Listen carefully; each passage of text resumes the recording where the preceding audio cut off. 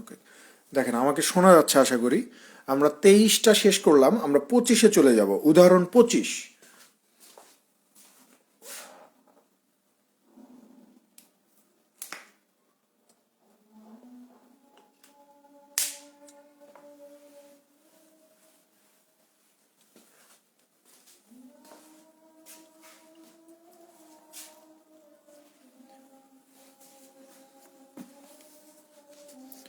উদাহরণ 25-এ যাব। এই প্রশ্নটা মানে এই টাইপের একটা প্রশ্ন বিআইবিএম এই 2023 সালেই দিছে, ঠিক আছে? মানে এই মোটামুটি এই টাইপের।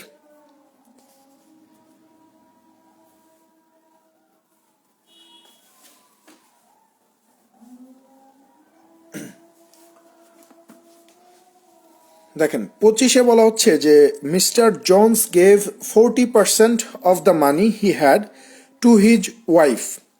He also gave 20% of the remaining amount to each of his three sons. Half of the amount now left was spent on miscellaneous items, and the remaining amount of taka 12,000 was deposited in the bank. How much money did Mr. Jones have initially? বলতেছে যে mister জোন্সের কাছে কিছু টাকা ছিল, সেই টাকার 40% টাকা তার স্ত্রীকে দিয়ে দিবে, আর অবশিষ্ট টাকার 20% করে টাকা তার 3 পুত্র পাবে। অর্থাৎ 3 পুত্রই অবশিষ্ট টাকার 20% করে পাবে। এখন বলতেছে যে বাদ বাকি যেই টাকাটা থাকে সেটা সে, আচ্ছা, হাফ অফ দ্য মানি অর্থাৎ বাদ বাকি যে টাকাটা থাকবে, অর্থাৎ তার স্ত্রীকে এবং তার 3 পুত্র সন্তানকে দেওয়ার পরে যে টাকাটা থাকবে সেই টাকার অর্ধেক টাকা অন্যান্য জায়গায় খরচ করবে, আর বাকি অর্ধেক টাকা সে কি করবে, ব্যাংকে ডিপোজিট করবে, এবং তার পরিমাণ হচ্ছে আপনার 12,000 টাকা। ঠিক আছে? জিজ্ঞাসা করছে যে মিস্টার জনের কাছে শুরুতে কত টাকা ছিল। একটা জিনিস মাথায় রাখবেন, সেটা হচ্ছে যে পার্সেন্টেজে, এই যে যখন আপনাকে বলবে যে শুরুতে কত ছিল, আগে কত ছিল, অরিজিনালি কত, ঠিক আছে, এই ধরনের কথা বললেই আপনি ধরে নেবেন যে তার কাছে 100% টাকা ছিল বা 100 টাকা ছিল, এইরকম ধরে নেবেন। সো এই প্রশ্নে আমরা ধরে নিচ্ছি যে মিস্টার জনের কাছে শুরুতে 100% টাকা ছিল বা 100 টাকা ছিল। ঠিক আছে? এখন সে তার ওয়াইফকে দিবে কত, এই 100 থেকে 40%, অর্থাৎ 40 টাকা তার ওয়াইফকে দিবে।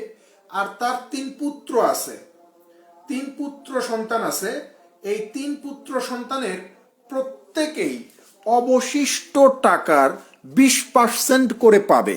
তাহলে 100 টাকা ছিল, সেখান থেকে 40 টাকা যদি তার ওয়াইফকে দিয়ে দেয়, থাকে কত, আর 60 টাকা। এই যে 7 টাকা থাকলো, এই 7 টাকা থেকে 20% টাকা, তো 60-এর 20% হচ্ছে আপনার হচ্ছে 12, ঠিক আছে, 12 টাকা। এই 12 টাকা তার এই 3 পুত্র সন্তান পাবে। এই 12 টাকা করে তার 3 পুত্র সন্তান পাবে। অর্থাৎ প্রথম পুত্র আপনার এই 12 টাকা পাবে, দ্বিতীয় জন 12 টাকা পাবে, তৃতীয় জন 12 টাকা পাবে। ঠিক আছে? এখন এই যে তার স্ত্রী এবং তার সন্তানদেরকে দেওয়ার পরে তার কাছে আর থাকলো কত টাকা, আমরা যদি দেখি তাহলে এখানে টোটাল হচ্ছে আপনার 76 টাকা। তাহলে টাকা ছিল কত, 100।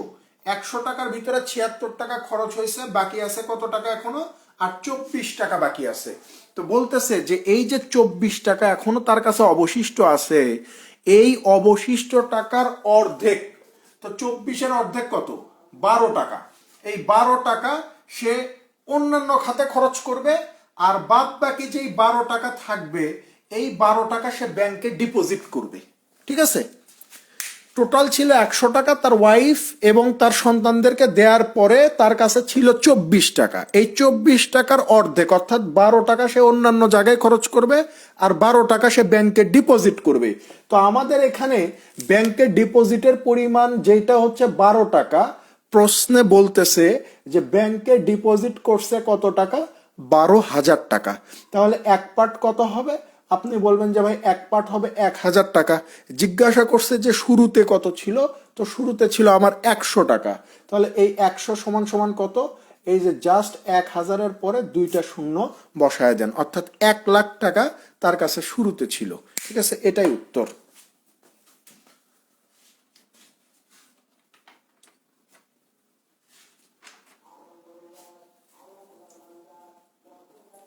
আমাকে শুনতে পাচ্ছেন? আপনাদের কমেন্ট আমি ওই গত লাইভে দেখতে পাইছি, বাট এখন মানে এই নতুন করে যে লাইভে আসছে এখানে কারো কমেন্ট দেখতে পাচ্ছি না। আপনারা কি শুনতে পাচ্ছেন আমাকে?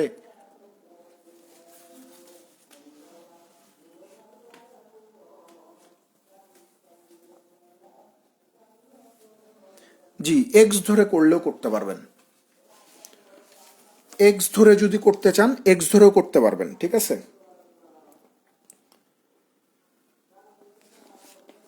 বাট সবচেয়ে সহজেই আপনি সমাধান করতে পারবেন হচ্ছে যদি আপনি 100 ধরেন, ঠিক আছে। 100 ধরে করলে আপনার বিষয়টা সহজ হয়ে যাবে, মানে খুব ইজিলি আপনি বের করতে পারবেন যে কি অবস্থা হচ্ছে।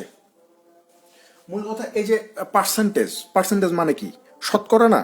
শতকরা মানে কি? 100, 100। তো এই পার্সেন্টেজের বেসটাই হচ্ছে 100, শুধুমাত্র পার্সেন্টেজ না। এই যে আমরা একটা ব্লক, এই যে আমরা একটা ব্লকের ইয়ে ধারাবাহিকতা বজায় রাখছি, তো এই পার্সেন্টেজের পরে আমরা প্রফিট লস করবো না। সেখানেও কিন্তু ওই যে আমাকে বলবে যে ক্রয় মূল্য এত, বিক্রয় মূল্য এত, লিখিত মূল্য এত, সেখানেও আমরা এক্স না ধরে 100 ধরবো, এতে করে হিসাব করতে সুবিধা হবে। আবার তারপর আমরা যখন সরল সুদ করব, সেখানেও আমরা টোটাল পরিমাণটাকে অর্থাৎ মূলধনটাকে আমরা 100 ধরবো। কম্পাউন্ড ইন্টারেস্টের ক্ষেত্রেও তাই করব। তাহলে বিষয়টা হবে কি, মানে ইজি হয়ে যাবে, ঠিক আছে, ইজি হবে। আর যদি এক্স মানে ডিরেক্ট এক্স না ধরে আপনি এই যে লিমা আক্তারিন একটা ভালো কথা বলছেন, যে ধরেন যে আপনি লিখিততে আসছে কথার কথা, আপনি সেখানে এক্স না ধরে 100 এক্স ধরেন, তাহলে খুব ইজিলি ফাইন্ড আউট করতে পারবেন। এই যে আপনি বলতেছেন না যে এক্স ধরে 50,000 আসছে, এক্স ধরে করলে 50,000 হয়তো আপনি কোথাও ভুল করছেন, এই জন্য 50,000 আসছে, ঠিক আছে। কিন্তু আপনি যদি সেখানে 100 ধরে করেন বা 100 এক্স ধরে করেন, তাহলে খুব দ্রুত সমাধান করতে পারবেন, হিসাব জটিল হবে না, মানে ভগ্নাংশটা আসবে না অন্তত, ঠিক আছে। এরপরে চলে যান উদাহরণ 42-এ।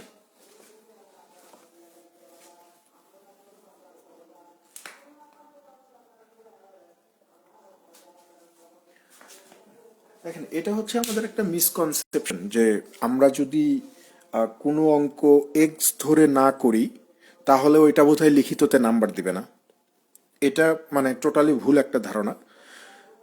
এক্স না ধরে করলেও আপনাকে নাম্বার দিবে। আপনার ম্যাথ যদি হয় আপনাকে নাম্বার দিতে বাধ্য, আপনি নাম্বার পাবেন 100%। আবার আরেকটা বিষয় আছে যে যদি এক্স না ধরে করাই বা এক্স না ধরে করি তাহলে বোধহয় আমার বেসিক ক্লিয়ার না। এই দুইটা মানে খুব ভুল একটা ধারণা, ঠিক আছে। তবে আপনাদের যেটা ইচ্ছা সেটা ধরে করেন, আমি আমি জাস্ট বললাম আর কি। আচ্ছা দেখেন, গত ক্লাসে আমরা মিক্সচারের ম্যাথ পড়ে আসছি।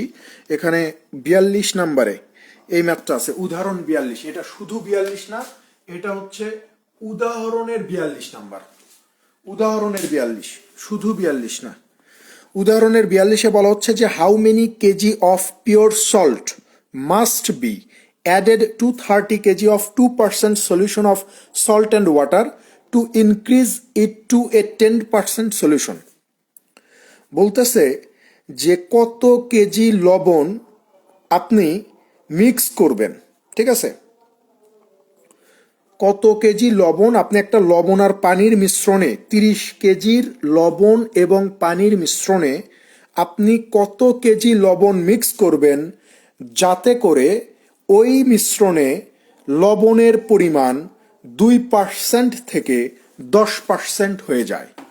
খেয়াল করেন, একটা মিশ্রণ আছে লবণ আর পানির যেটার পরিমাণ হচ্ছে 30 কেজি, 30 কেজি, ঠিক আছে। তো প্রশ্নে বলতেছে যে এই যে আমার মিশ্রণটা আছে হচ্ছে আমার 30 কেজি, এই 30 কেজির ভিতরে 2% হচ্ছে লবণ। 30 কেজির ভিতরে ধরে নেন যে 2%, ধরে নেন মানে দেওয়া আছে 30 কেজির ভিতরে হচ্ছে 2% লবণ।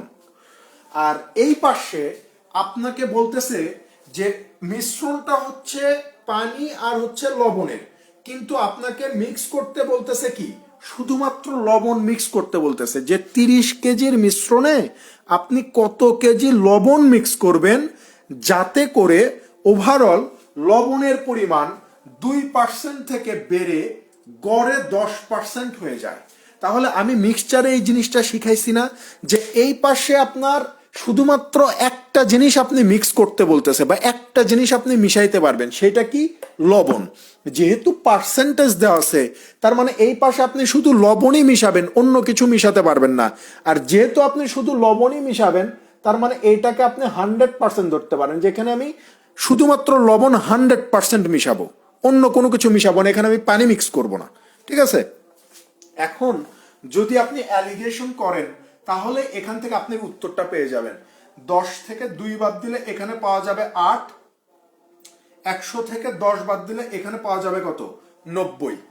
দেখেন, তাহলে এইটাকে যদি আপনি ছোট করতে চান ছোট করতে পারেন, বা যদি এই অবস্থায় রেখে দিতে চান এই অবস্থায় রেখে দিতে পারেন। তাহলে এখানে যেটা 90, এই 90টা কাকে মিন করতেছে ভাই? এই 30 কেজিকে মিন করতেছে না? যে এখানে যেটা 90, এই 90 সমান সমান কাকে মিন করতেছে? এই 30 কেজিকে মিন করতেছে। আমাকে বের করতে হবে এই 8 সমান সমান কত, অর্থাৎ এখানে আমি কত কেজি লবণ মিক্স করছি। তাহলে আমি এইভাবে বলতে পারি না যে আমার এই 90 সমান সমান যদি আমার 30 কেজি হয়, তাহলে এই 8 সমান সমান আমার কত হবে? দেখেন, 30 90 এর ভিতরে যাবে 3 বার, 3 দিয়ে যদি 8কে ভাগ করি তাহলে 3 দুগুণ 6, 2 সমস্ত 2/3 হচ্ছে না? তাহলে এখানে আমি লবণ মিশাইছি কত? 2 সমস্ত 2/3 কেজি হবে না? যে এই পাশে আমার লবণের পরিমাণ 2 সমস্ত 2/3 কেজি। এটাই উত্তর হবে, এইটাই উত্তর হবে। আপনি আমাকে একটা প্রশ্ন করতে পারেন, সেটা হচ্ছে যে ভাই, গত ক্লাসে আপনি দেখাইলেন যে এখানে আপনি 1 ধরছেন। 1 আমি এই কারণে ধরছি যে আগের এই জিনিসগুলা কি ছিল? ভগ্নাংশে ছিল, ভগ্নাংশে। বাট এখানে পার্সেন্টেজ দেওয়া আছে বিধায় আমি এখানে 100% ধরছি, যে আমি এখানে শুধুমাত্র লবণই মিক্স করছি, অন্য কোনো কিছু মিক্স করি নাই। যেহেতু আমি লবণেই শুধু মিক্স করছি, তার মানে লবণের পরিমাণ এই পাশে কত? 100%। ঠিক আছে? তো এখানে লবণের পরিমাণটা আমরা বের করতে পারছি যে 2 সমস্ত 2/3 কেজি।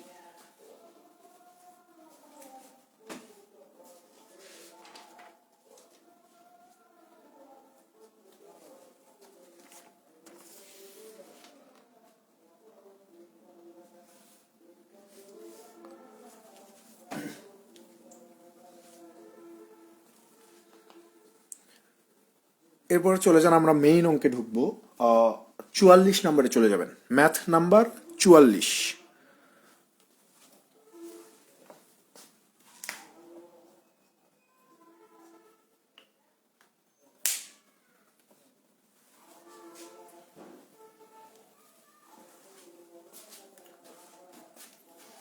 দেখেন, ম্যাথ নাম্বার 44-এ বলা হচ্ছে যে a company pays rent of টাকা 25,000 per month for office space to its owner. বলতেছে যে একটা কোম্পানি তার অফিস স্পেসের জন্য 25,000 টাকা করে মাসে ভাড়া দেয়। But if the company page the annual rent at the beginning of the year, the owner gives a discount of 5% on the total annual rent. কিন্তু কোম্পানিটা যদি পুরো বছরের ভাড়া একসাথেই দিয়ে দেয়, তাহলে ওই বিল্ডিংয়ের মালিক তাকে 5% ডিসকাউন্ট দেয় ভাড়ার উপরে। What is the annual amount the company page to the owner after the discount? বলতেছে যে তাহলে ডিসকাউন্টের পরে কোম্পানির মালিক ওই বিল্ডিংয়ের মালিককে ভাড়া বাবদ কত টাকা পরিশোধ করবে। ঠিক আছে? তাহলে খেয়াল করে দেখেন, 1 বছর মানে হচ্ছে 12 মাস। প্রতি মাসে যদি আমি 25,000 টাকা করে ভাড়া দিই, তাহলে 12 মাসে আমার ভাড়া আসবে কত? 25 12-তে হয়ে যায় 300, আর 300-র পরে 1 2 3 0, অর্থাৎ 3 লক্ষ টাকা। আমি যদি প্রতি মাসে ভাড়া দেই তাহলে 3 লক্ষ টাকা ভাড়া দিতে হবে বছরে। কিন্তু আমি যদি বছরের শুরুতেই এই ভাড়াটা একবারে দিয়ে দিই, যে জানুয়ারির 1 তারিখ আসছে, আমি 3 লাখ টাকা মালিককে একবারে দিয়ে দিলাম যে নাও তোমার 3 লাখ টাকা, তো মালিক মালিককে যখন আপনি পুরো বছরের ভাড়া একসাথে দিবেন, তখন স্বাভাবিকভাবেই সে আপনাকে কিছু টাকা ডিসকাউন্ট দিবে। তো এখানেও তাই বলতেছে যে পুরো বছরের ভাড়া এই 3 লাখ টাকা যদি আপনি একবারে দিয়ে দেন, তাহলে ওই বিল্ডিংয়ের মালিক আপনাকে 5% ডিসকাউন্ট দিবে। তাহলে এই যে 3 লাখ টাকার উপরে আপনি ডিসকাউন্ট পাবেন কত ভাই? 5%। তাহলে 3 লাখের 5% কত হবে? আপনি বলবেন যে 3 × 5 = 15,000 টাকা আমি ডিসকাউন্ট পাবো। তাহলে খেয়াল করে দেখেন, প্রশ্নে জিজ্ঞাসা করছে যে ডিসকাউন্টের পরে ওই কোম্পানির মালিক বিল্ডিং এর মালিককে কত টাকা ভাড়া পরিশোধ করবে। তাহলে অরিজিনালি ভাড়া ছিল কত? 3 লাখ টাকা। 3 লাখ টাকা থেকে এই যে 15,000 টাকা যদি কেউ ডিসকাউন্ট পায়, তাহলে ভাড়া কত দিতে হবে? আপনি বলবেন যে ভাই 2,85,000 টাকা ভাড়া দিতে হবে। তার মানে হচ্ছে 2,85,000 হবে এই প্রশ্নের সঠিক উত্তর।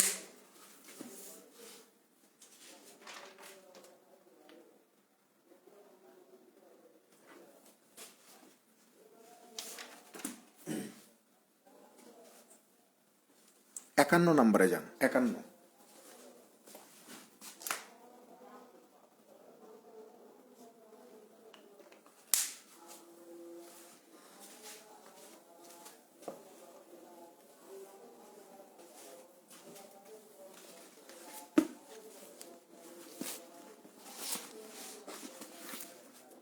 দেখেন 51 নম্বরে কি বলতেছে যে a shopkeeper sells note books at the rate of টাকা 45 each and earns a commission of 4%। বলতেছে যে একজন দোকানদার একটা নোটবুক যার দাম হচ্ছে 45 টাকা বিক্রি করলে 4% কমিশন পায়। He also He also sells pencil boxes at the rate of টাকা 80 each and earns a commission of 20%. আর যদি ওই দোকানদার পেন্সিল বক্স বিক্রি করে এবং প্রতিটা পেন্সিল বক্সের দাম যদি 80 টাকা করে হয়, তাহলে তার উপরে 20% কমিশন পাবে। How much amount of commission will he earn in 2 weeks if he sells 10 notebooks and 6 pencil box a day?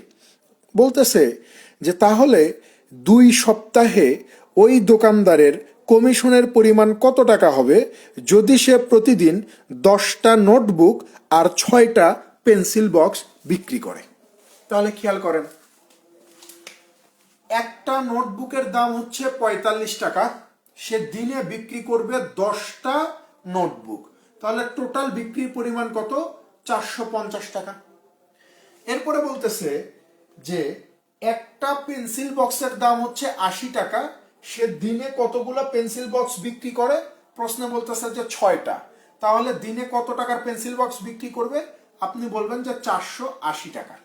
এখন এই যে আপনার কি বলে এটাকে, কি বলছে যে নোটবুক, এই যে নোটবুক বিক্রি করছে দিনে 450 টাকার, এইটার উপরে সে 4% কমিশন পাবে। 450 টাকা বিক্রি করলে 4% কমিশন। তাহলে এই 450-এর 4% কমিশন কত হবে ভাই? 5 2 5 9, 2 2 4, 9 2 কত? 18 টাকা কমিশন পাবে। আর এই যে পেন্সিল বক্স বিক্রি করছে 480 টাকার, সেটার উপরে ডিসকাউন্ট কত পাবে? ওরা বলতেছে যে কমিশন কত পাবে? 20%। তাহলে এই যে গুণন হচ্ছে আপনার 20%, 0 0 0 0 কেটে দেন, 48 2 কত? 96। তাহলে একদিনে ওই দোকানদারের টোটাল কমিশনের পরিমাণ কত? 90 10 100, 8 আর 6 14, তার মানে হচ্ছে 114 টাকা। কিন্তু প্রশ্নে বলছে যে 2 সপ্তাহে তার মোট কমিশনের পরিমাণ কত। আমরা জানি যে 2 সপ্তাহ সমান হচ্ছে 14 দিন। তাহলে একদিনে যদি 114 টাকা কমিশন পায়, তাহলে 14 দিনে কমিশন পাবে কত? 114 গুণন 14। তাহলে দেখেন 100 আর 14 গুণ করলে কত হবে? 1400। আর 14 আর 14 গুণ করলে কত হয়ে যাবে? 14 আর 14 গুণ করলে হয়ে যাবে কত? 196। তাহলে 1400 আর 196 কত? 1596 না? তার মানে হচ্ছে 1596 টাকা হচ্ছে তার 2 সপ্তাহের কমিশনের পরিমাণ।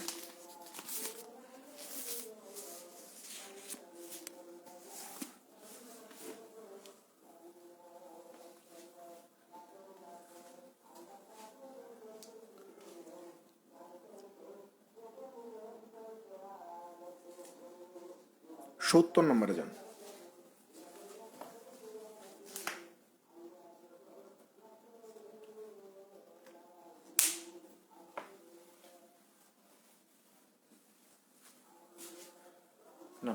আবার ভাড়াটিয়ারাও কিন্তু একবারে পুরো বছরের দেয় না, ভাড়া দেয় না, দেখেন।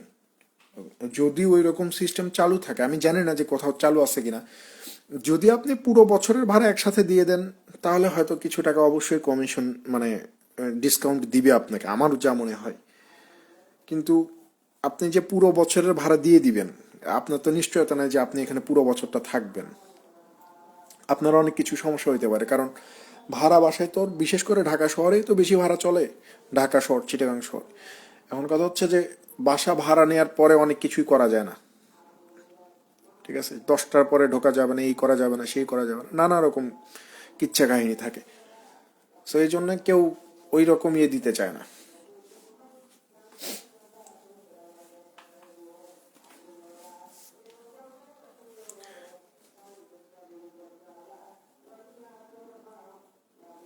আচ্ছা, ওই যে দেয় না, আসলে বিবিধ কারণ আছে, বুঝছেন না?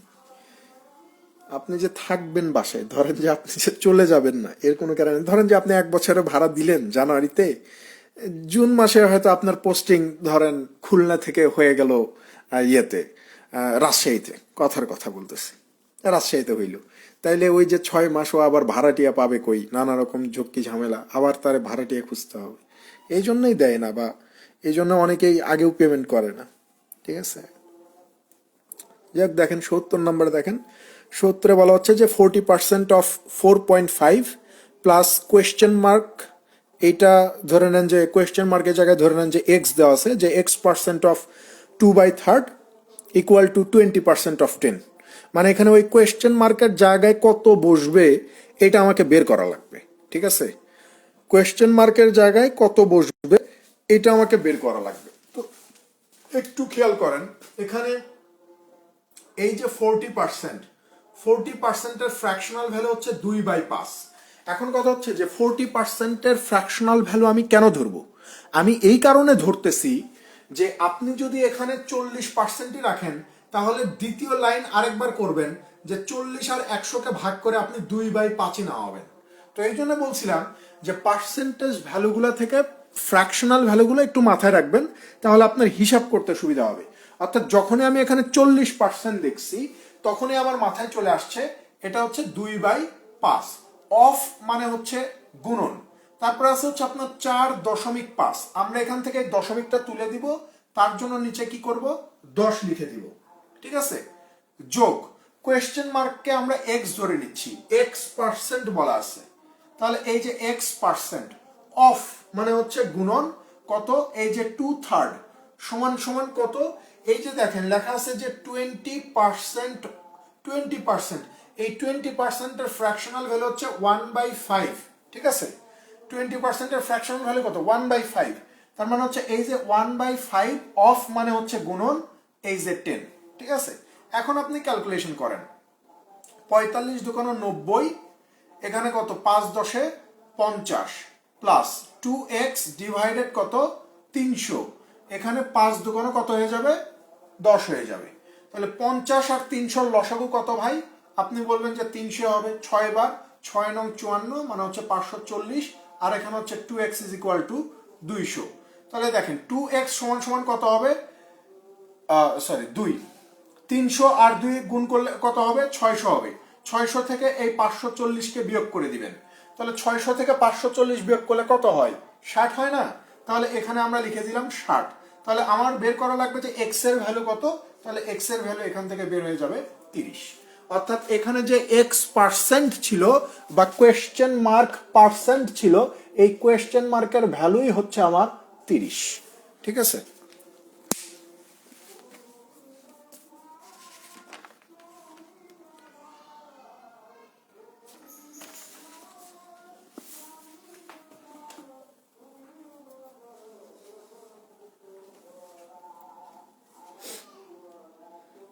অষ্টাশিতে চলে যান, 88।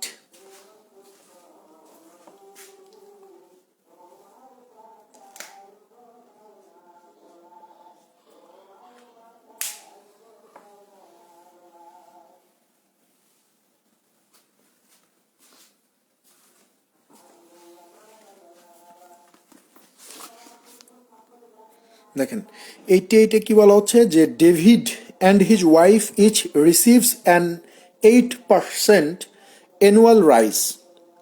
If David receives a wage of taka 800 and his wife receives a wage of taka 840, what is the difference between their annual incomes after their wages? বলতেছে যে ভাই ডেভিড আর হচ্ছে তার স্ত্রীর ধরে নেন যে বাৎসরিক ইনকাম 8% করে বৃদ্ধি পাইছে। কথা বুঝছেন? ডেভিড এবং তার স্ত্রীর বাৎসরিক ইনকাম কি হয়েছে? 8% করে বৃদ্ধি পাইছে। তো বলা হচ্ছে যে এই যে ডেভিডের বৃদ্ধি পাইল বেতন বা ইনকাম, এইটার পরিমাণ দেওয়া আছে 800 টাকা, আর তার স্ত্রীর যে বেতন বৃদ্ধি হয়েছে বা ইনকাম বৃদ্ধি হয়েছে তার পরিমাণ দেওয়া আছে হচ্ছে 840 টাকা। What is the difference between there annual incomes after their rises? বলতেছে যে তাতে ইনকাম বৃদ্ধির পরে, তাদের দুইজনের ইনকাম বৃদ্ধির পরে তাদের দুইজনের ইনকামের পার্থক্য কত, অর্থাৎ তাদের দুইজনের বেতনই বৃদ্ধি পাইছে, বৃদ্ধি পাওয়ার পরে তাদের দুইজনের যে বেতন এই দুইটার পার্থক্যটা কত, এইটা আমাকে বের করতে হবে। এখন ভাই খুব মনোযোগ দিয়ে খেয়াল করেন, আমি ধরে নিচ্ছি যে ডেভিডের বেতন আগে ছিল 100% টাকা, আর ডেভিডের ওয়াইফের বেতনও আগে কত ছিল? 100% টাকাই ছিল। আমি ধরে নিচ্ছি এটা। তাহলে প্রশ্ন বলতেছে যে ভাই ডেভিডের বেতন 8% বৃদ্ধি পাইছে, বেতন বা ইনকাম কি পাইছে? 8% বৃদ্ধি পাইছে। তো এই যে 8% বৃদ্ধি পাইছে, এই 8%-এর ভ্যালু প্রশ্নে দেওয়া আছে যে ডেভিডের টাকা বৃদ্ধি পাইছে কত? 800 টাকা বেতন বৃদ্ধি পাইছে। তাহলে আমি বলতে পারি যে যেটা 8% বৃদ্ধি, এই 8%-কে ওরা টাকায় বলতেছে কত? 800 টাকা। আমার লাগবে যে ডেভিডের আসলে মূল বেতনটা কত, 100 কত। তাহলে এই 100 সমান সমান কত হবে? এই 100 সমান সমান কত হবে? 800 গুণন 100 ডিভাইডেড হচ্ছে 8। এটার ভিতরে 100 বার যাবে, 100 আর 100 গুণ করে দিলে হয়ে যাবে কত? এখানে 10,000 টাকা। তার মানে ডেভিডের মূল বেতন হচ্ছে 10,000। খেয়াল করেন, ডেভিডের মূল ইনকাম বা মূল বেতন হচ্ছে 10,000 টাকা। আর তার ওয়াইফের হিসাবটা যদি করি, যে তার ওয়াইফের ইনকামও 8% বৃদ্ধি পাইছে, তো আমাদের এখানে যেটা 8%, প্রশ্নে বলতেছে যে বৃদ্ধিপ্রাপ্ত হয়েছে কত টাকা? 840 টাকা।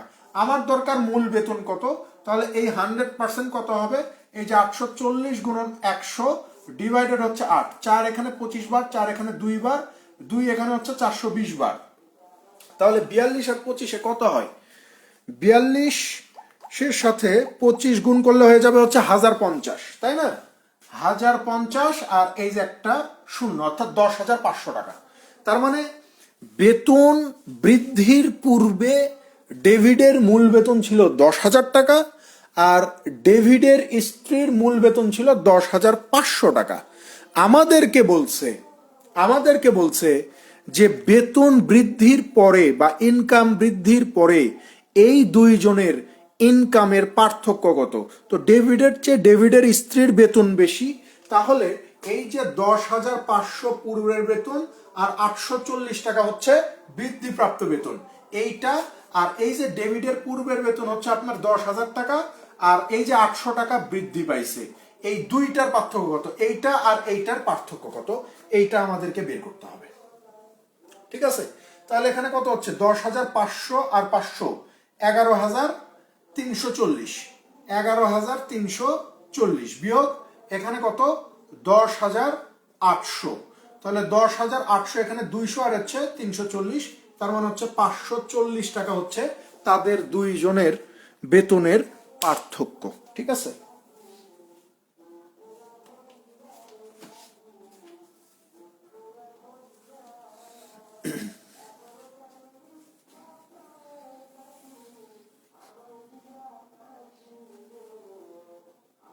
540 হচ্ছে প্রশ্ন সঠিক উত্তর। 100 নম্বরে চলে যান। ম্যাথ নাম্বার হচ্ছে 100।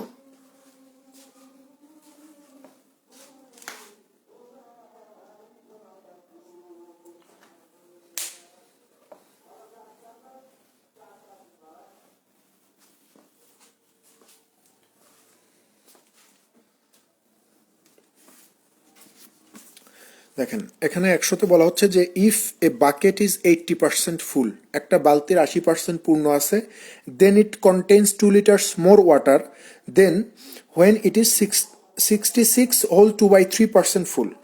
বলতেছে যে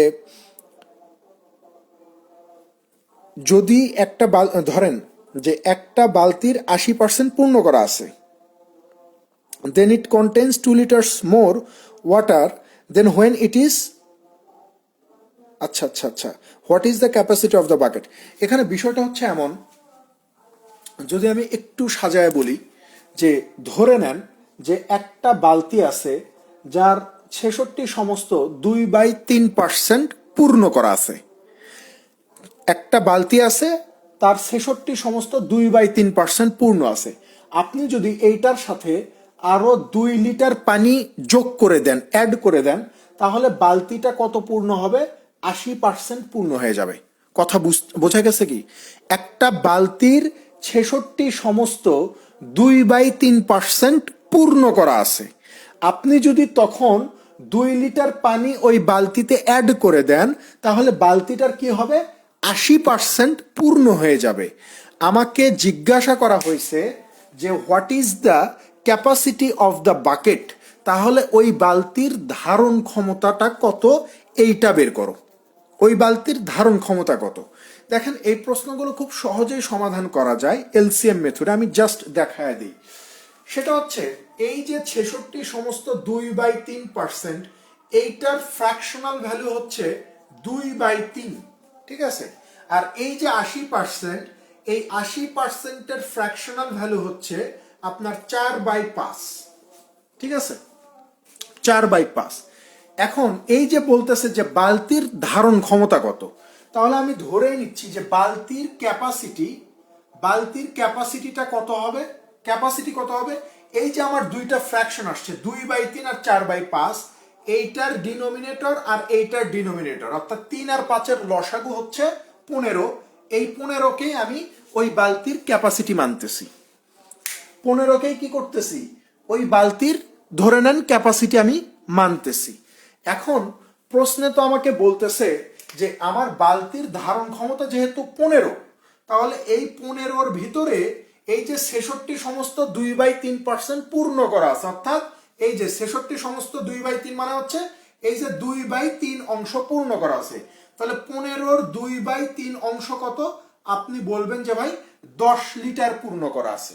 এখন আমি যদি এই 10 লিটারের সাথে আরো 2 লিটারকে অ্যাড করে দেই, 10 লিটার তো আছে, আমি যদি আরো 2 লিটার পানি বালতিতে অ্যাড করি, তাহলে বলতেছে এই যে আপনার ধারণ ক্ষমতা হচ্ছে 15, এইটার কি হবে? 80% পূর্ণ হয়ে যাবে। তো 15-র 80% মানে কত? এই যে 4/5। তো 4/5 মানে কত? এই যে 3 4 12 হয়ে গেল। অর্থাৎ এই যে আমি এখানে লসাগু করে ধরছিলাম যে বালতির ধারণ ক্ষমতা হচ্ছে 15 লিটার, এইটা ধরাটা আমার ঠিক হয়েছে। কারণ কিভাবে বুঝলাম যে বালতির ধারণ ক্ষমতা 15ই হবে? কারণ হচ্ছে এই যে 15-র 80% সমান সমানও 12 হয়।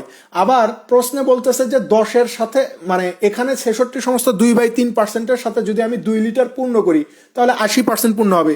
তো আমার এখানেও মিলে যায় যে 10-এর সাথে যখন আমি 2 লিটার পানি অ্যাড করে দিচ্ছি, তখন আমার 12 লিটার হচ্ছে। অর্থাৎ প্রশ্নের সত্যের সাথে আমার এই যে 15 ধরে নেওয়ার ফলে যেই কন্ডিশনগুলা, এই কন্ডিশনগুলো মিট করতেছে। যে এই কন্ডিশনগুলো মিট করতেছে, তখনই আমি বুঝতে পারতেছি যে ভাই পুরো বালতির ধারণ ক্ষমতা এখানে 15 লিটারই হবে, অন্য কোনো কিছু হওয়ার কোনো চান্স নাই, ঠিক আছে? সেখানে সঠিক উত্তর কত? 15। তার মানে প্রত্যেকবার যে এরকম লসাগু করে মিলে যাবে তা না, এখানে মিলে গেছে, এটা এটা হঠাৎ করে মিলে গেছে। তো এইরকম পার্সেন্টেজ ভ্যালু দেখলে ভয় পাওয়ার কোনো কারণ নাই। এগুলোকে আমরা ফ্র্যাকশনাল ভ্যালুতে কনভার্ট করে লসাগু করে খুব সুন্দর করে প্রশ্নের সত্যের সাথে মিলা উত্তর বের করতে পারবো। সঠিক উত্তর হচ্ছে 15 লিটার।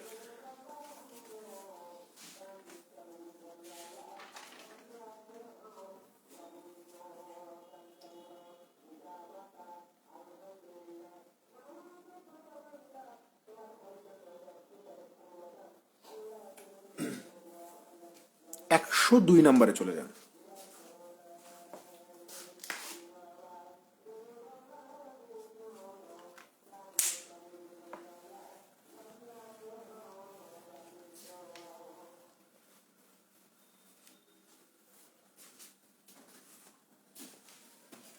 দেখেন 102 বলা হচ্ছে যে 1/4 of 60% of a number is equal to 2/5 of 20% of another number.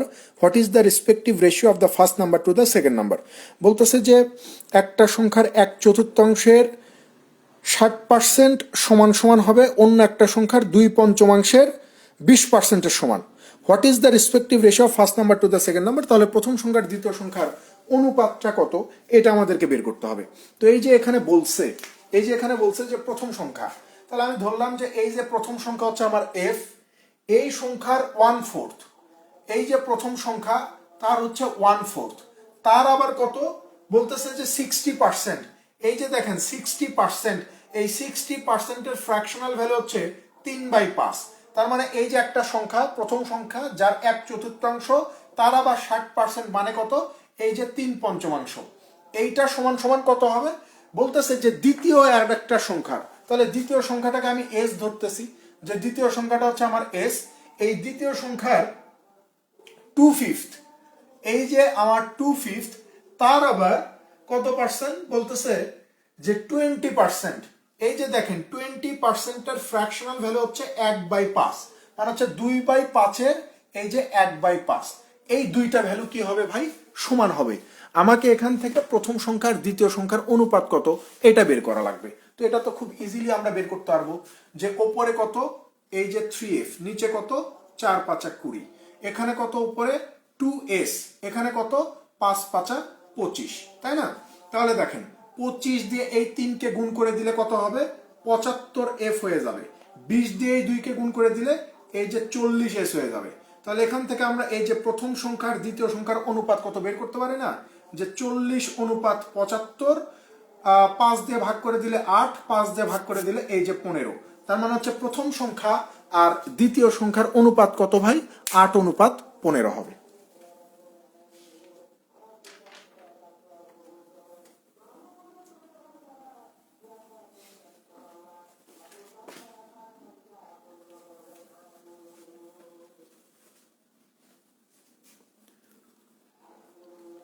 একশো 18-তে যান।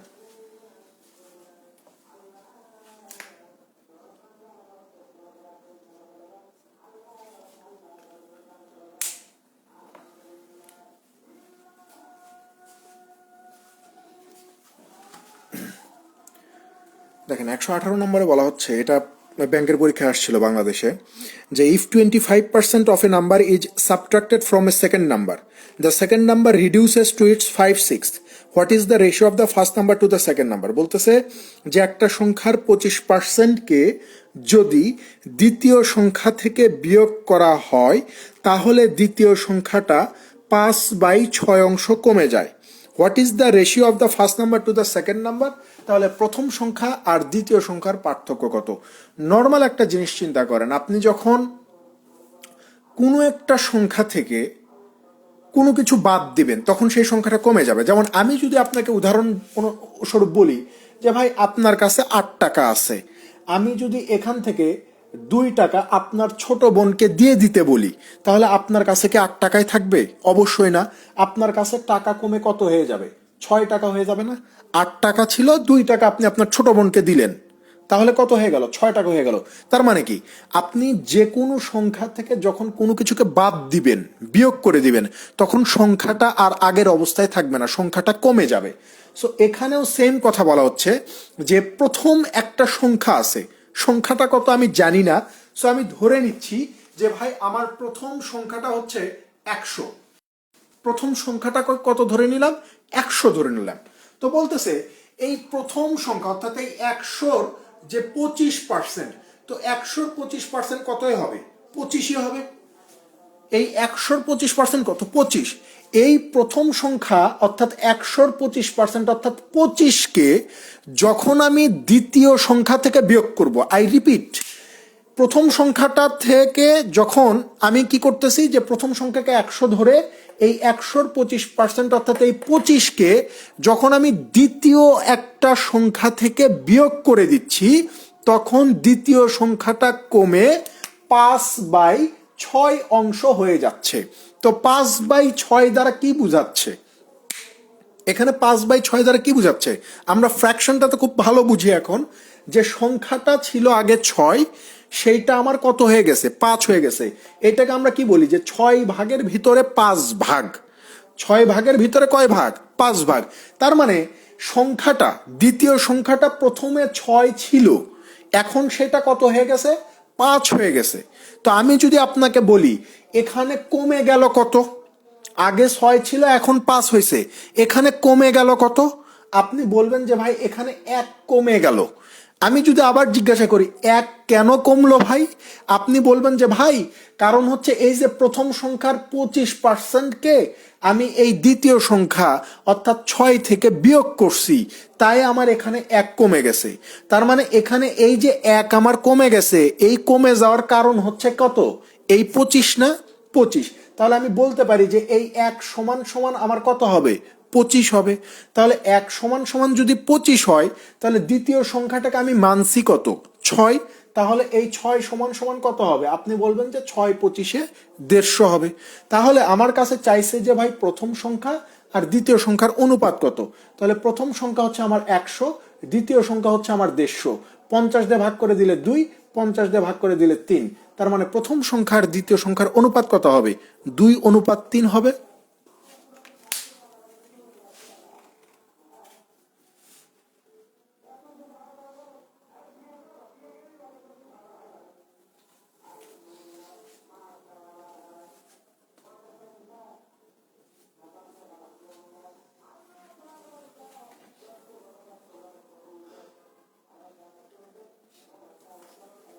একশো আঠাশে চলে যান।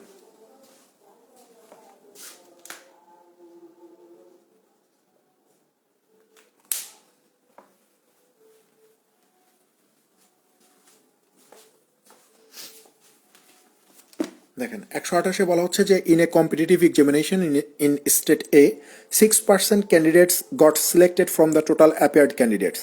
State B had an equal number of candidates appeared and 7% candidates got selected, with 80 more candidates got selected than A. What was the number of candidates appeared from each state? বলা হচ্ছে যে একটা প্রতিযোগিতামূলক পরীক্ষায় স্টেট এ থেকে যতজন শিক্ষার্থী অংশগ্রহণ করে তার মধ্যে 6% শিক্ষার্থী পাশ করে। সিলেক্ট করা মানে ধরেন পাশ করা।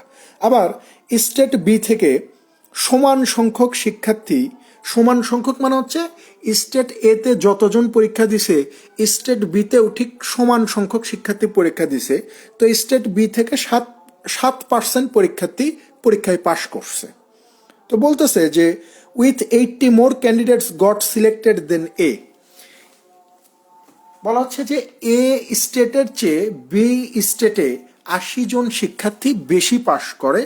তাহলে what was the number of candidates appeared from each state? তাহলে প্রতিটা স্টেট থেকে কতজন শিক্ষার্থী পরীক্ষায় অংশগ্রহণ করেছিল, এটা আমাদেরকে বের করতে হবে।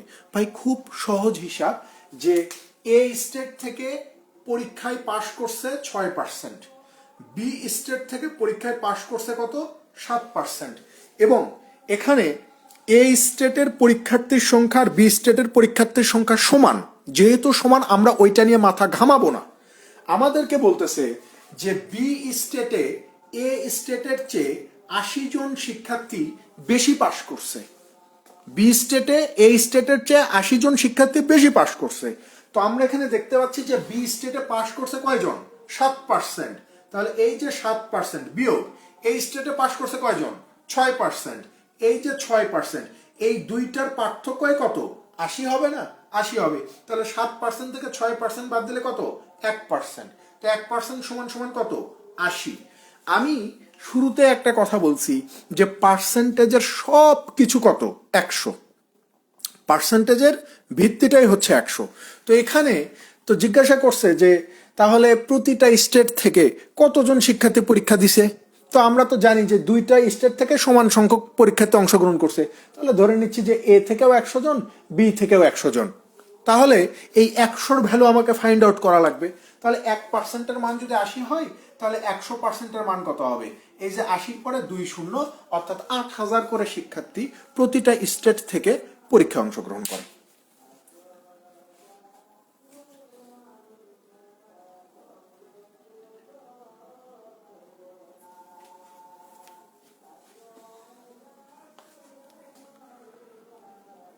137-এ চলে যান।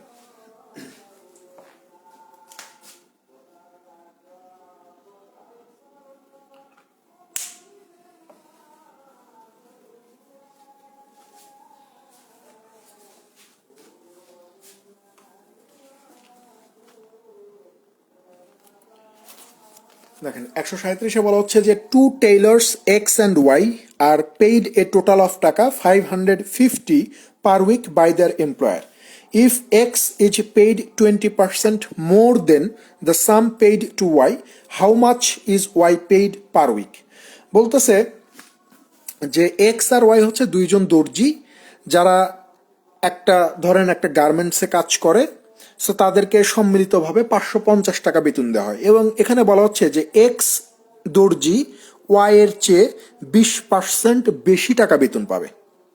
এক্স ওয়াই এর চেয়ে 20% বেশি টাকা বেতন পাবে। জিজ্ঞাসা করছে যে how much is Y paid per week, তাহলে ওয়াই এর সাপ্তাহিক বেতনের পরিমাণটা কত এটা বের করেন। ভাই খুব খেয়াল করে দেখেন, এখানে বলে দিচ্ছে যে এক্স ওয়াই এর চেয়ে 20% বেশি বেতন পাবে। আমি দুইটা ভাবে দেখাচ্ছি, দুইভাবেই চিন্তা করা যায়। এইভাবে আপামর জনসাধারণ চিন্তা করে, আর আরেকভাবে কিছু কিছু মানুষ চিন্তা করে। দেখেন এখানে ওয়াই এর বেতন কত আমরা জানি না। যেহেতু জানি না, ধরে নিচ্ছি যে ওয়াই এর বেতন হচ্ছে 100% বা 100 টাকা। আর প্রশ্নে বলে দিছে যে এক্স পাবে ওয়াই এর চেয়ে 20% বেশি বেতন। তাহলে ওয়াই যদি 100 টাকা পায়, তাহলে এক্স পাবে কত? 20% বেশি, অর্থাৎ 120 টাকা পাবে। এরপর আমরা কি করি? 20 দিয়ে এইটাকে ভাগ করি 6, 20 দিয়ে এইটাকে ভাগ করি 5, তাই না? বাট এই কাজটা না করে আমরা এইভাবে এই জিনিসটা ব্রেনে করে নিতে পারি। কিভাবে? এই যে বলছে যে এক্স বেশি পাবে আর ওয়াই কি হবে? ওয়াই কম পাবে। তাহলে এক্স বেশি কত পাবে? প্রশ্নে তো বলেই দিছে যে ভাই 20% টাকা বেশি পাবে। ওয়াই যা পাবে তার চেয়ে এক্স কত পাবে? 20% টাকা বেশি পাবে। তাহলে এই যে 20%, এইটার ফ্র্যাকশনাল ভ্যালু কত? 1/5। এখানে 20% বেশি যেই কথা, এখানে 5 টাকার উপর 1 টাকা বেশি সেই কথা। 20% বেশি যেই কথা, 5-এর উপরে 1 বেশিও সেম একই কথা। তার মানে এখানে এই 5 টাকা হবে আপনার ওয়াই এর বেতন, আর 5-এর উপরে 1 বেশি মানে হচ্ছে 6 টাকা হবে হচ্ছে আপনার এক্স এর বেতন। এই ক্যালকুলেশনটা মাথায় করে নিতে হবে আপনাকে। পার্সেন্টেজ প্রফিট লস শেষ হলে এই ক্যালকুলেশনগুলো আপনি মাথায় করে নেবেন, আপনাকে এরকম লিখে লিখে করতে হবে না। ঠিক আছে? তাহলে আমরা এখান থেকে পাচ্ছি কি, যে ভাই এক্স আর ওয়াই এই দুইজনের বেতনের অনুপাত কত? 6:5। তো প্রশ্নে তো আমাকে বলে দিছে যে এক্স আর ওয়াই এই দুইজন মিলে কত টাকা বেতন পাবে? 550 টাকা। তাহলে এখানে এই দুইজন মিলে কত টাকা বেতন পায় ভাই? আপনি বলবেন যে 6 আর 5-এ 11 টাকা। তাহলে এই 11 সমান সমান কত হবে? এই যে 550 হবে। তাহলে 1 পার্ট সমান সমান কত হবে? আপনি বলবেন যে 50 হবে। প্রশ্নে জিজ্ঞাসা করছে যে ওয়াই এর বেতন কত, তাহলে ওয়াই এর বেতন হচ্ছে 5 টাকা। এই 5 পার্ট সমান সমান হচ্ছে 250 টাকা। এই 250 হচ্ছে এই প্রশ্নের সঠিক উত্তর।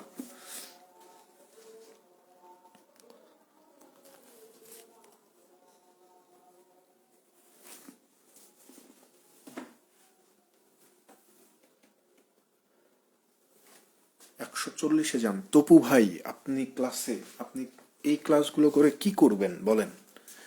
এই ক্লাসগুলো তো আপনার মুখস্থ হয়ে গেছে। 140।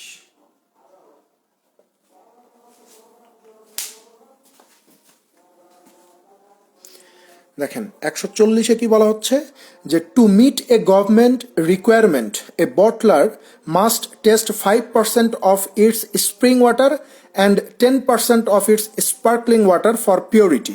If a customer ordered 120 cases of spring water and 80 cases of sparkling water, then what percent of all the cases must the bottler test before he can send it out?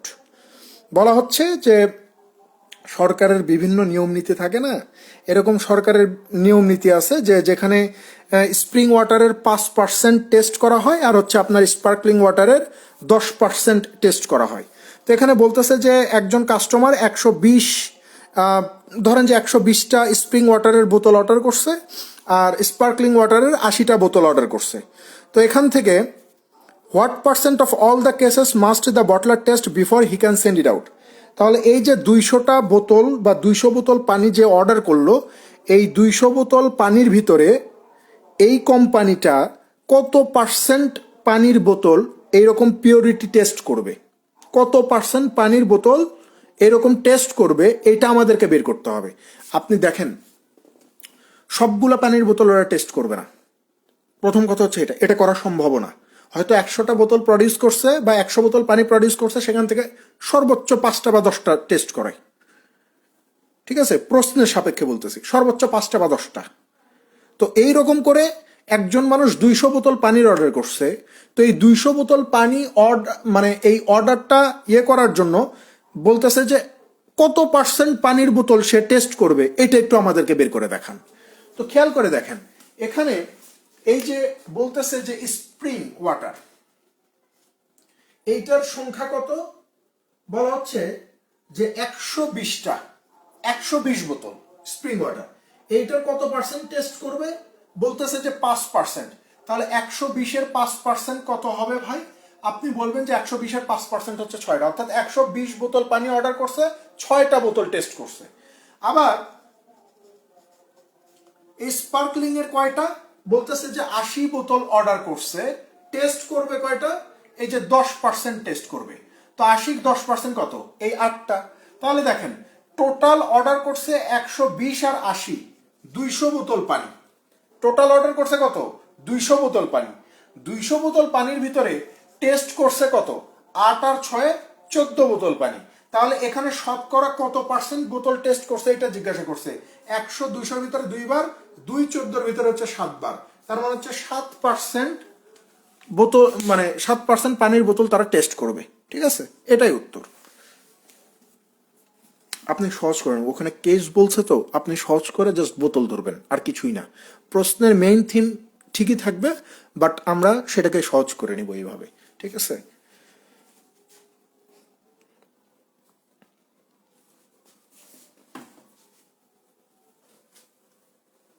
142-এ চলে যান।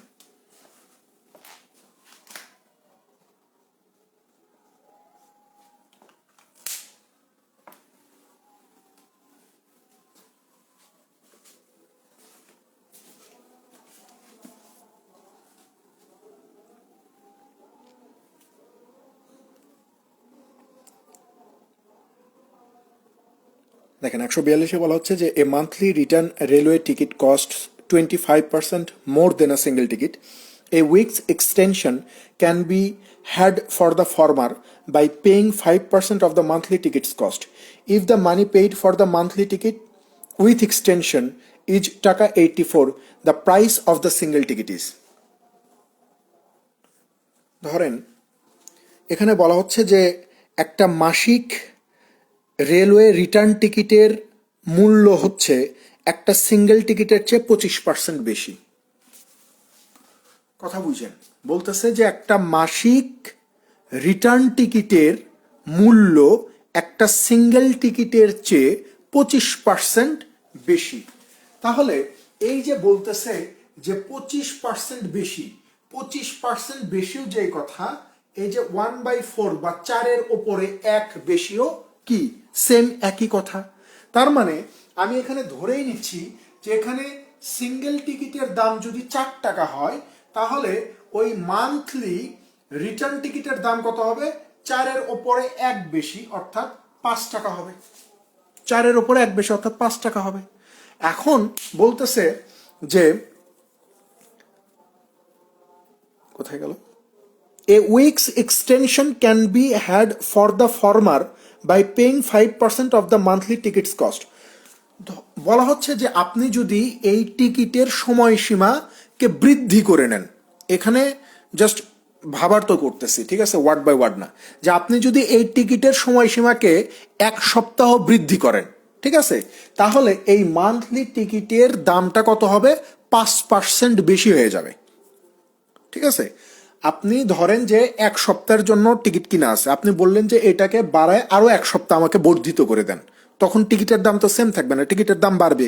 তো এখানেও তাই বলা হচ্ছে যে আপনি যদি এই টিকিটের সময়সীমাকে যদি 1 সপ্তাহ এক্সটেন্ড করে নেন, তাহলে এই মান্থলি টিকিটের দাম কি হবে, 5% বেশি হবে। তার মানে কি, 5 তো ছিলই, এই 5-এর আবার 5% টাকা আপনাকে বেশি দিতে হবে। তাহলে এখানে টোটাল টাকা কত হয়ে যাবে, আপনি বলবেন যে 5 টাকা 25 পয়সা হয়ে যাবে। ঠিক আছে, অর্থাৎ 25 পয়সা বৃদ্ধি পাবে। তাহলে মান্থলি টিকিটের দাম কত হবে, 5 টাকা 25 পয়সা হয়ে যাবে। এখন প্রশ্নে আপনাকে বলা হচ্ছে যে ভাই, এই সময় বর্ধিত করার পরে মান্থলি রিটার্ন টিকিটের মূল্য হয়ে যায় কত। এই যে দেখেন এখানে দেওয়া আছে, মান্থলি রিটার্ন টিকিটের মূল্য হয়ে যাবে কত, 84 টাকা। সময়সীমা 1 সপ্তাহ বৃদ্ধি করার পরে মান্থলি রিটার্ন টিকিটের মূল্য কত হয়ে যাবে, 84 টাকা। আর আমাদের এখানে মান্থলি রিটার্ন টিকিটের মূল্য কত বৃদ্ধি পাইছে বা কত হয়ে গেছে বৃদ্ধি পেয়ে, আপনি বলবেন যে 5 টাকা 25 পয়সা হয়ে গেছে। তার মানে আমাদের এখানে যেটা, এই যে 5 টাকা 25 পয়সা, এই 5 টাকা 25 পয়সা সমান সমানই হচ্ছে প্রশ্নের কত, 84। আমাদেরকে জিজ্ঞাসা করছে যে এই সিঙ্গেল টিকিটের দাম কত, অর্থাৎ এই 4-এর ভ্যালুটা কত। তাহলে এই যে গুণন 4, নিচে হচ্ছে 5.25, দশমিককে তুলে দিলাম, দশমিক তুলে দিয়ে ওপরে 100 লিখে দিলাম।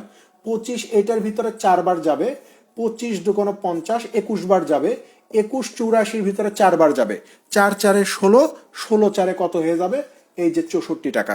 তার মানে একটা সিঙ্গেল টিকিটের দাম কত হবে, এই যে 64 টাকা।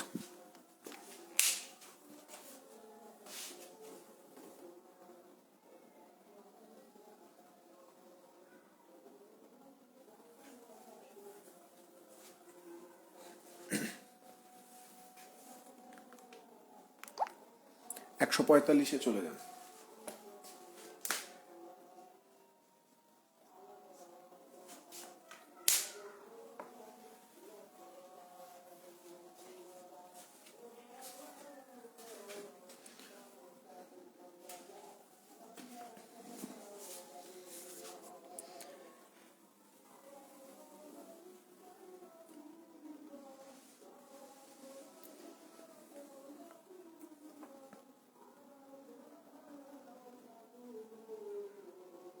দেখেন 145-এ, আচ্ছা তপু ভাইরা হচ্ছে আমার 2020 মানে অনলাইনের শুরুর দিকের ব্যাচের স্টুডেন্ট। সেই 2020 থেকে তপু ভাই, শ্রাবণ ভাইয়ের অলরেডি 2টা জব হয়ে গেছে। ঠিক আছে, আমরা তপু ভাইয়ের সুসংবাদ শোনার অপেক্ষায় আছি। ঠিক আছে, খুব দ্রুতই আমরা তপু ভাইয়ের কাছ থেকে একটা সুসংবাদ পাবো।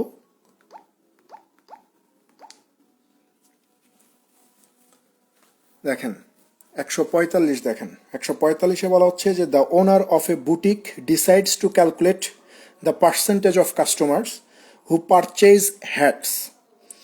If 40% of the store's customers decide to purchase items, and of those customers 15% purchase hats, what percent of the store's customers purchase hats? এখানে দেখেন বলা হচ্ছে যে একটা দোকানের মালিক চিন্তা করলো যে তার দোকান থেকে মানে কতজন টুপি কিনে, এটার একটা হিসাব করবে। ঠিক আছে, একজন দোকানের মালিক চিন্তা করলো যে আমার দোকান থেকে কতজন মানুষ টুপি কিনে, এটা আমি হিসাব করব। তো বলা হচ্ছে যে তার দোকানে 40% মানুষ বা 40% কাস্টমার বিভিন্ন জিনিস কেনাকাটা করে। ঠিক আছে, বলতেছে যে তার দোকানে 40% কাস্টমার আসে যারা বিভিন্ন জিনিস কেনাকাটা করবে, তার ভিতরে ওই 40%-এর ভিতরে আবার 15% মানুষ আছে যারা টুপি কিনে। কথা বুঝছেন, একজন দোকানদার চিন্তা করতেছে যে আমার দোকানে যতজন কাস্টমার আসে তার মধ্যে থেকে কতজন টুপি কিনে, এটা একটু আমি হিসাব করতে চাই। তো দেখা গেল যে তার দোকানে 40% কাস্টমার এসে বিভিন্ন জিনিস কেনাকাটা করে এবং ওই 40%-এর মধ্যে 15% মানুষ আছে যারা টুপি কিনে।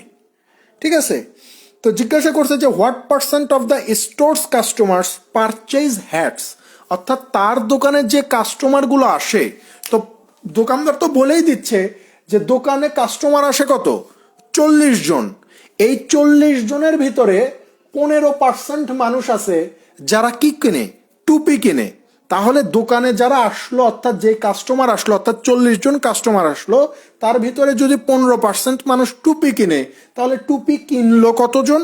আপনি বলবেন যে 20 দুকোনো 40, 5 20 100, 3 5 15, অর্থাৎ 3 দুকোনো 6 জন, অর্থাৎ 6 জন মানুষ আছে যারা টুপি কিনতে আসে ওই দোকানে। এই 6 হচ্ছে এই প্রশ্নের সঠিক উত্তর। 6 বা 6% যেটাই বলুক না কেন, উত্তর হচ্ছে 6। ঠিক আছে,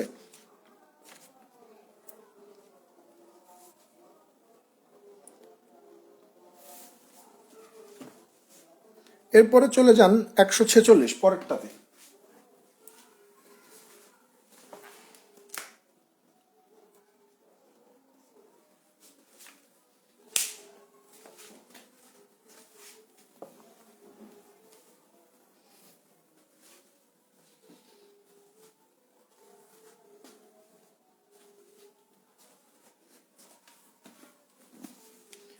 দেখেন 146-এ বলা হচ্ছে যে in a market research project 20% opted for Nirma detergent, whereas 60% opted for Surf Blue detergent.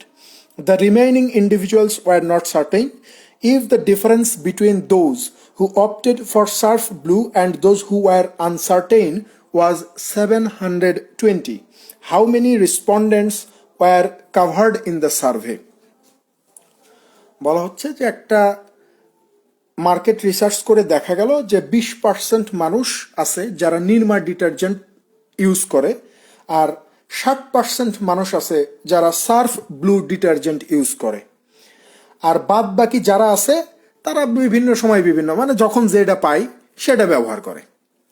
জিজ্ঞাসা করছে যে if the difference between the those who opted for Surf blue and those who were uncertain, অর্থাৎ যারা Surf blue use করে আর যারা যখন যেটা পায় তখন সেটা ইউজ করে, এই দুই কোয়ালিটির মানুষের পার্থক্য যদি 720 হয়, how many respondents were covered in the survey, তাহলে ওই জরিপটা কতজন মানুষের ওপর চালানো হয়েছিল এটা আমাদের বের করতে হবে। ভাই খুব ইজি একটা প্রশ্ন, আমি ধরেই নিচ্ছি যে জরিপটা চালানো হয়েছিল 100 জন মানুষের মধ্যে। জরিপটা চালানো হয়েছে কতজন মানুষের মধ্যে?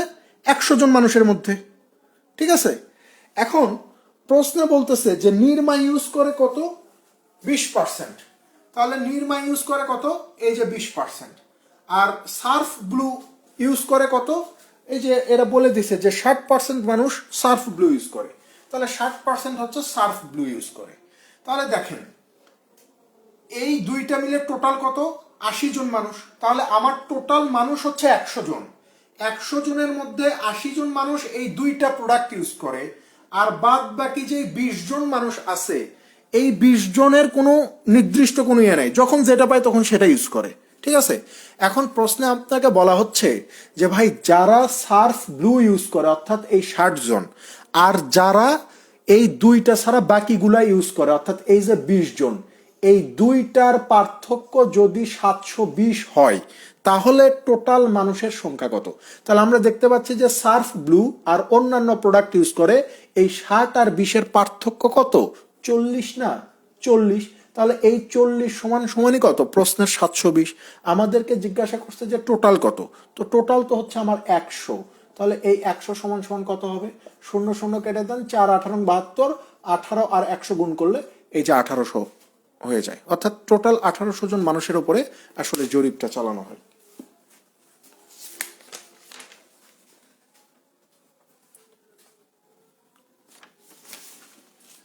একশো 47-এ চলে যাবে।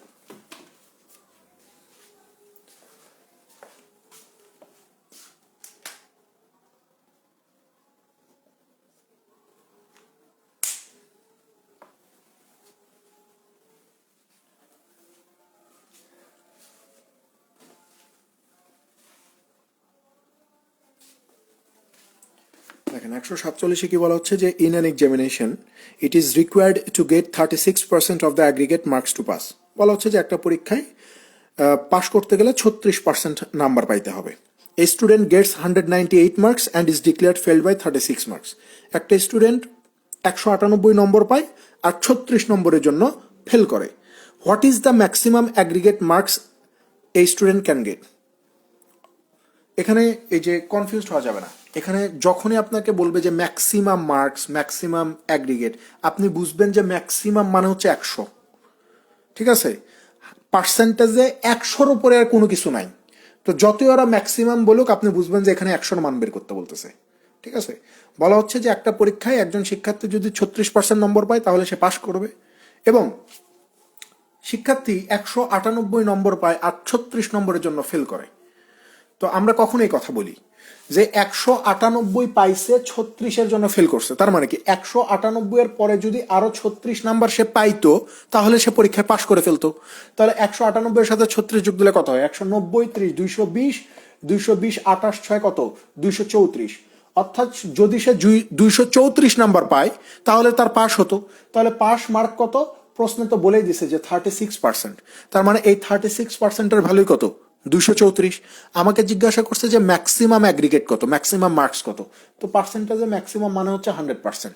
তো 100%-এর ভ্যালু কত হবে? এই যে 234 গুণন 100 ডিভাইডেড হচ্ছে 36। 36 দিয়ে 234-এর ভিতরে কতবার যাবে? খুব সম্ভবত 6.5।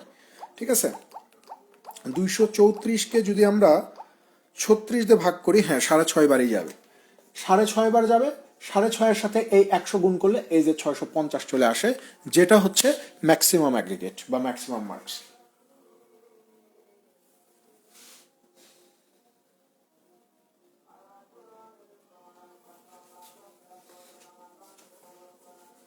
একশো 59 নাম্বারে চলে যান। বাংলাদেশে ব্যাংকের পরীক্ষা এটা আসছে 159।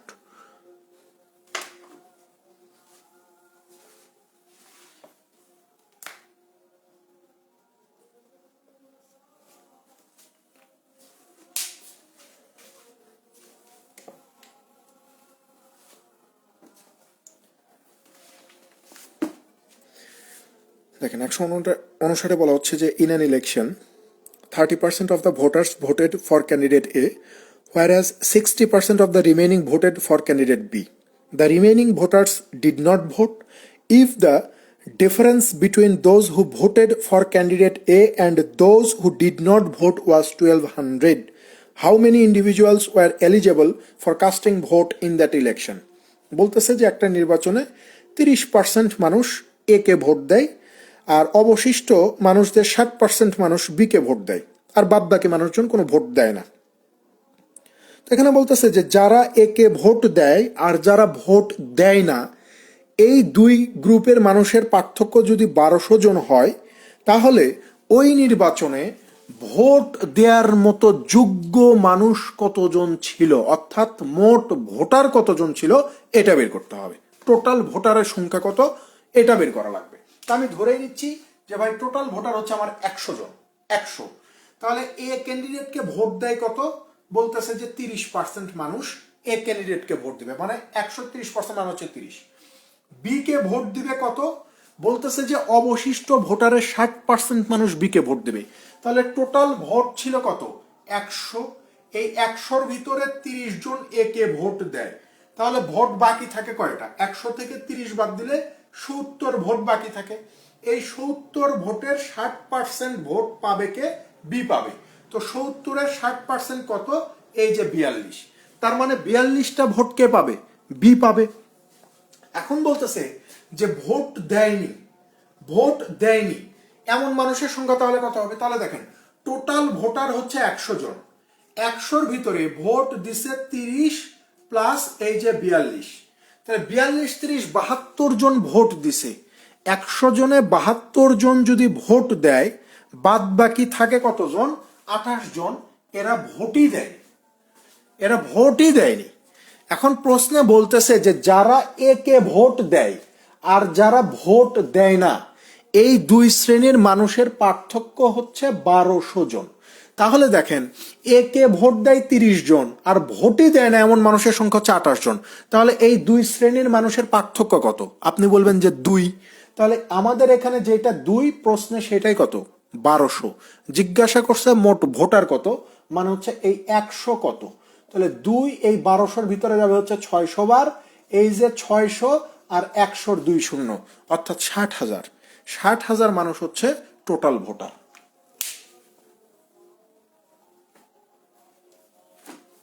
60,000 মানুষ হচ্ছে টোটাল ভোটার। ঠিক আছে,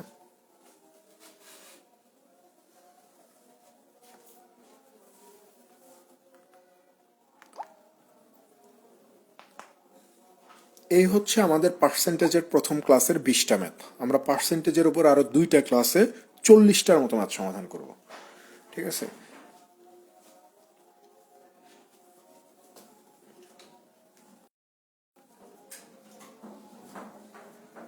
দেখেন সাইকেল 2 নিয়ে একটু কথা বলি। সেটা হচ্ছে যে আমরা চাইলেই তো সবার মন ওইভাবে রাখতে পারবো না, এটা আসলে কেউই পারে না। ঠিক আছে, আমি যেরকম সব আমাকে দিয়ে আপনি 100% কখনোই স্যাটিসফাইড হইতে পারবেন না, বা আমার পক্ষেও সম্ভব না আপনাদেরকে 100% স্যাটিসফাইড করা। আমরা আজকে সারাদিনে অনেক ধরনের চিন্তা ভাবনা আলাপ আলোচনা করার পরে আমরা একটা সিদ্ধান্ত নিছি। সিদ্ধান্তটা হচ্ছে এরকম যে আমরা 3টা সাইকেল করব, 3টা। এতে করে আপনাদের জন্য সুবিধা হবে। আমরা সাইকেল 2তে নিচের অধ্যায়গুলো রাখবো। 1 নাম্বার হচ্ছে ইউনিটারি মেথড, মানে ঐকিক নিয়ম। এইটার উপরে 2টা ক্লাস থাকবে। 2 থাকবে টাইম অ্যান্ড ওয়ার্ক, এইটার উপরে 3টা ক্লাস থাকবে। তারপরে থাকবে হচ্ছে পাইপ অ্যান্ড সিস্টার্ন, এইটার উপরে 2টা ক্লাস থাকবে। এই 3টা হচ্ছে একটা ব্লক। ঠিক আছে, আবার সেকেন্ড ব্লকে যে আপনার ট্রেনের অধ্যায়ের জন্য আমরা 2টা ক্লাস রাখবো। তারপর হচ্ছে আপনার বোট অ্যান্ড স্ট্রিম, এইটার উপরে 2টা ক্লাস রাখবো। 6 নম্বরে হচ্ছে আপনার টাইম ডিস্টেন্স স্পিড, এইটার উপরে আমরা 3টা ক্লাস রাখবো। এইটা হচ্ছে এই 3টা অধ্যায় মিলা হচ্ছে একটা ব্লক।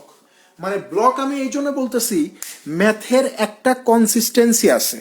আপনি হুটহাট একটা অধ্যায় শুরু করলে আপনার শেখার প্রক্রিয়া কখনোই পরিপূর্ণতা পাবে না। ঠিক আছে, আমরা দেখেন প্রথম থেকে এই যে age, average, ratio, mixture, partnership, 5টা একই টাইপের। তারপরে আজকে শুরু করলাম percentage, profit loss, simple interest, compound interest, একই টাইপের। মানে আপনার শিখাটা পরিপূর্ণতা পাবে। একই জিনিস বারবার আপনার সামনে যখন আসবে তখন ওই জিনিসটা আপনার মস্তিষ্কে গেঁথে যাবে। সো এখানেও বিষয়গুলো এইভাবে আপনাকে শিখতে হবে। আপনি হুট করেই প্রবাবিলিটি এর মধ্যে নিয়ে আসতে পারবেন না। হুট করেই কিছু মানুষ কমেন্ট করছেন যে ভাই মেনসুরেশন নিয়ে আসেন। মেনসুরেশন তো আলাদা কোনো কিছু না। মেনসুরেশন কি আলাদা কোনো কিছু?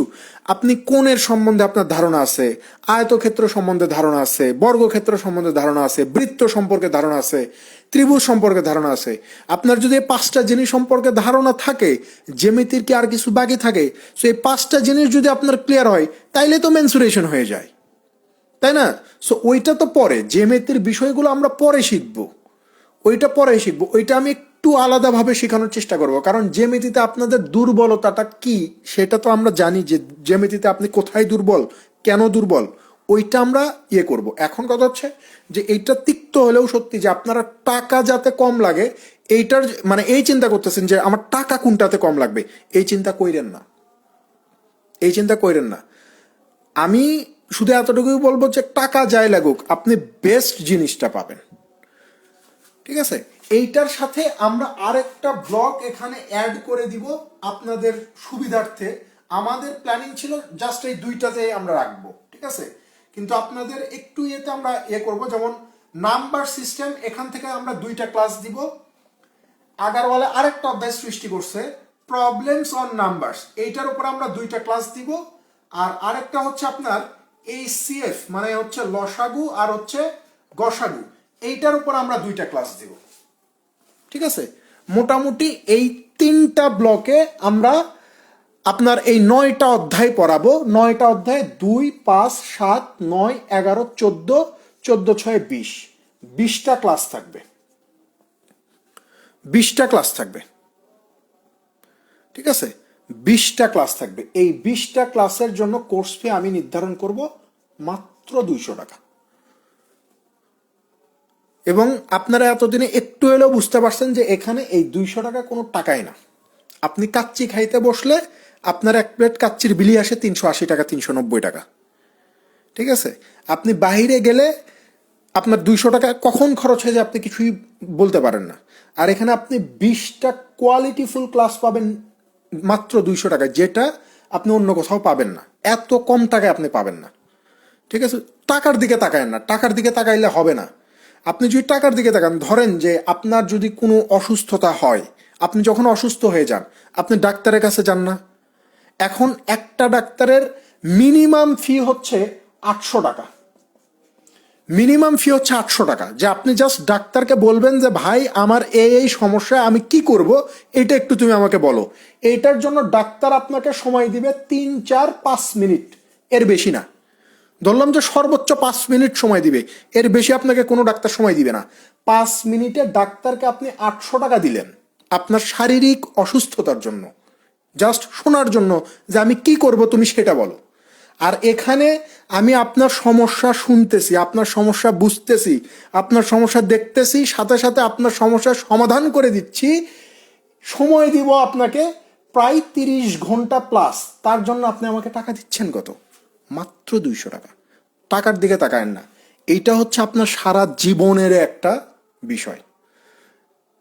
ঠিক আছে, অনেকেই মানে অনেক ভাবে বলেন যে ব্যবসা করতেছি, হ্যাঁ ব্যবসাই করতেছি, কিন্তু আপনার কাছ থেকে টাকা মেরে নিচ্ছি না। সো এই জন্য বারবার বলছি টাকার দিকে তাকায়েন না, যে আমার পকেটে কত ঢুকলো এইটা আপনার কনসার্ন না। আপনার কনসার্ন হচ্ছে এই 20টা ক্লাস থেকে এই 9টা অধ্যায়ে আপনি কতটুকু নিতে পারলেন। ঠিক আছে, এটা হচ্ছে বিষয়।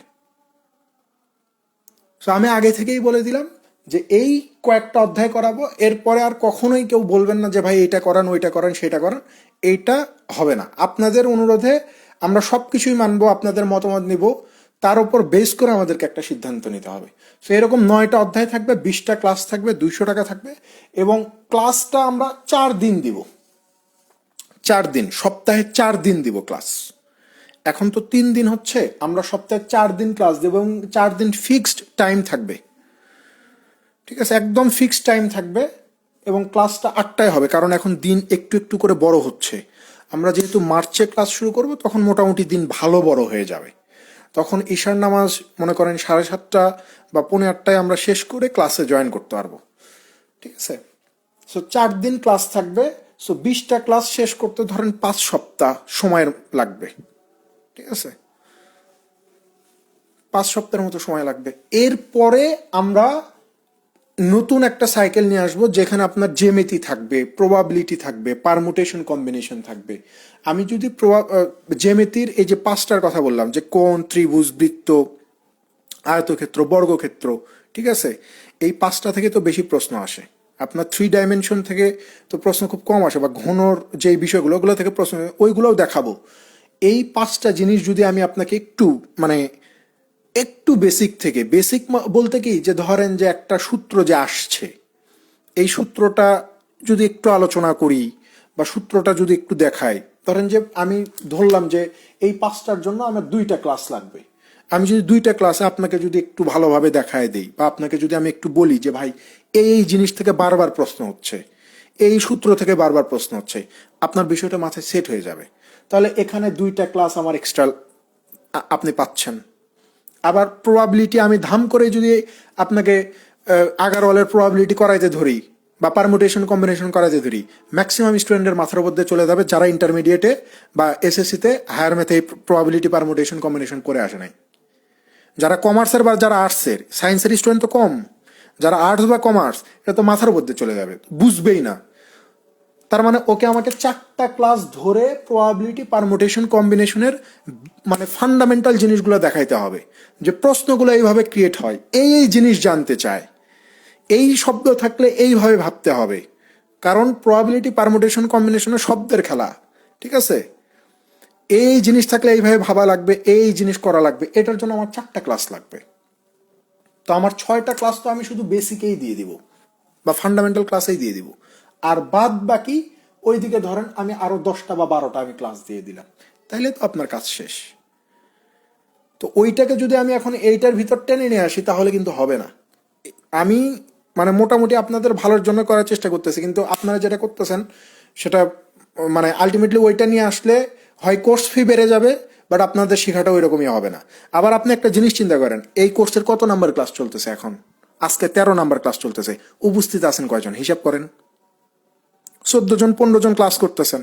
তার মানে কি ম্যাক্সিমাম স্টুডেন্ট হাল ছেড়ে দিছে যে আমার দ্বারা হবে না, আমার দ্বারা হবে না।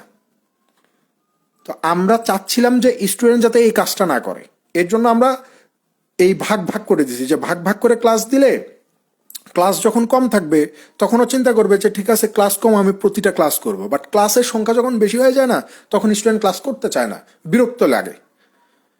এই জন্য আমরা এই ইয়েটা দিচ্ছি। আমরা যদি একটা কম্বাইন্ড ব্যাচ রান করতাম, তখনও কিন্তু কোর্স ফি এরকম 600, 700 বা 800 টাকা রাখতাম। তো এখানে কিন্তু ভাগ ভাগ করে আপনার কাছ থেকে ওইটাই নিচ্ছে। আমি বারবার একই কথা বলতেছি, কারণ ম্যাক্সিমাম স্টুডেন্ট সমস্যা হচ্ছে যে চিন্তা ভাবনা করতেছেন যে আমরা ব্যবসা করতেছি, এই সাইকেল ইয়ে করে আমরা ব্যবসা করতেছি। না, ব্যবসা করতেছি না। আপনারা যতটা ভাবেন এতটা কিছুই না, ঠিক আছে? তো এই হচ্ছে বিষয়।